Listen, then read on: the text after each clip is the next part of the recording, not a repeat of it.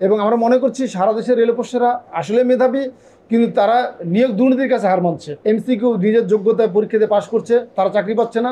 এটি আমাদের কাছে মনে হচ্ছে টোটালটি রেল যে নিয়োগ কর্তৃপক্ষ আছে রেল পর্ষদের প্রতি অবিচার করছে, এবং তারা ইচ্ছাকৃতভাবে আমরা মনে করছি তারা রেল পর্ষদকে নিয়োগ দিচ্ছে না।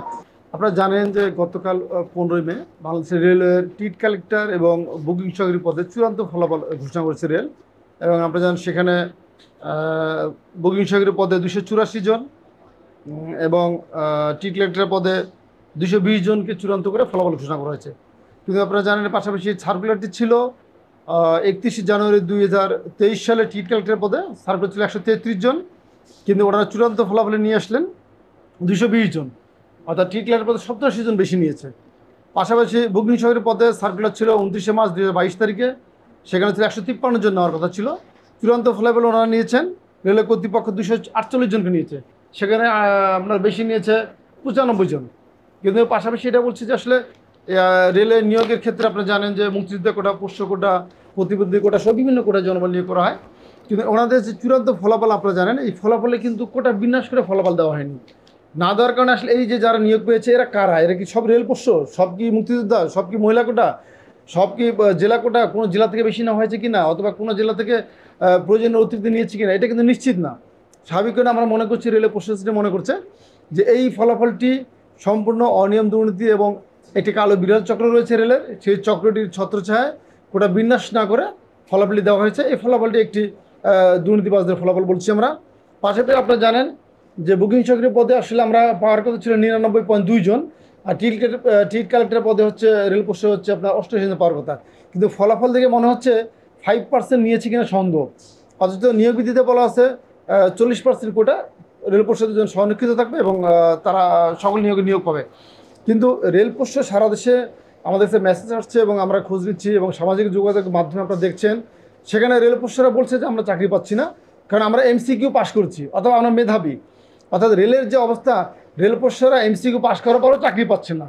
এমসিকিউ পাশ করার পরও যদি 40% ওটা পূরণ না করা হয়, এটাকে অবশ্যই আমরা বলবো একটি দুর্নীতিবাজের ফলাফল। এবং আমরা মনে করছি সারা দেশের রেল পরিষদরা আসলে মেধাবী, কিন্তু তারা নিয়োগ দুর্নীতির কাছে হার মানছে। কারণটা হচ্ছে আমরা জানেন এখন আপনার একটা মানে গুঞ্জন রয়েছে সারা দেশে যে পরীক্ষার আগেই পিএসসি বলেন বা রেল কর্তৃপক্ষ বলেন, আপনার জনপ্রশাসন বলেন, রেলপথ মন্ত্রণালয় বলেন, তাদের কিছু সিন্ডিকেট সারা দেশে ছড়িয়ে ছিটিয়ে আছে। তারা এমসিকিউ ভাইভা থেকে পুরো কন্ট্যাক্ট করে বলছে মোটা অঙ্কের টাকা দিয়ে, এবং তারা মোটা অঙ্কের অর্থের বিনিময়ে শুধুমাত্র পরীক্ষা অ্যাটেন্ড করলেই তারা এমসিকিউ পাস করছে এবং চাকরি পাচ্ছে। কিন্তু যেহেতু রেল পোস্টরা অত্যন্ত গরিব, আপনারা জানেন এদেশের রেল কর্মচারীদের বেতন খুব সামান্য, চতুর্থ শ্রেণীর এবং তৃতীয় শ্রেণীর কর্মচারীদের সামান্য বেতনে তাদের ছেলেমেয়েদের উচ্চশিক্ষা শিক্ষিত করা যেমন কষ্ট, ঠিক তেমনি ছেলেমেয়েরা ভালোভাবে পড়াশোনা করতে পারে না। তার মধ্যেও যারা মেধাবী এমসিকিউ নিজের যোগ্যতায় পরীক্ষাতে পাশ করছে, তারা চাকরি পাচ্ছে না। এটি আমাদের কাছে মনে হচ্ছে টোটালটি মানে রেল যে নিয়োগ কর্তৃপক্ষ আছে রেল পর্ষদের প্রতি অবিচার করছে, এবং তারা ইচ্ছাকৃতভাবে আমরা মনে করছি তারা রেল পর্ষদকে নিয়োগ দিচ্ছে না। সেখানে আমাদের দাবি হচ্ছে টিট কালেক্টর এবং বুকিং সহকারী পদে যে ফলাফল দেওয়া হয়েছে গতকালকে 15ই মে, এই ফলাফলে যারা রেল পোস্ট এমসিকিউ পরীক্ষা উত্তীর্ণ হয়েছে তাদের প্রত্যেককে আগামী 7 থেকে 10 দিনের মধ্যে ফলাফল অন্তর্ভুক্ত করে সংশোধনী ফলাফল ঘোষণা করতে হবে। আর যদি এটা না করে রেল পোস্ট সোসাইটি বাধ্য হবে আইনানুগ পদে হাঁটতে।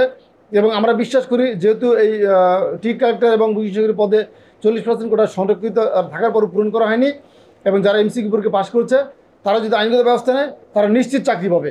কাজে আমরা চাই কর্তৃপক্ষের জন্য লজ্জা না পায় এবং আদালতের মাধ্যমে আমরা তারা আইনি ব্যবস্থা গ্রহণ করে চাকরি নিতে হবে, এই ধারাবাহিক যদি একটা প্রক্রিয়া যেন শুরু না হয়।